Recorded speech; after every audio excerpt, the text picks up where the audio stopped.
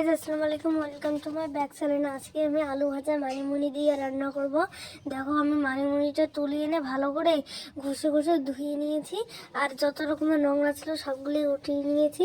আর আমি আলুটাকেও ভালো করে কেটে ধুয়ে নিয়ে এনেছি। আর দেখো এখানে আমি পেঁয়াজ, লঙ্কা, রসুন দিয়ে নাড়াচাড়া করছি।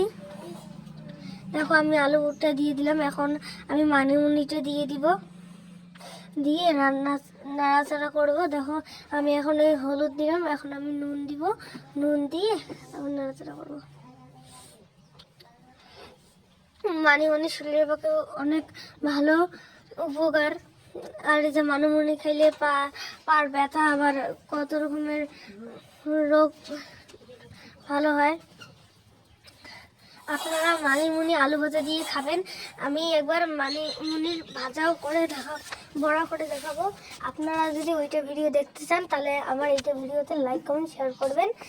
দেখো আমার কথা বলতে বলতে ভাজাটাও হয়ে গেল। দেখো ভাজাটা কি সুন্দর হয়েছে। ভালো লাগলে লাইক কমেন্ট শেয়ার করবেন।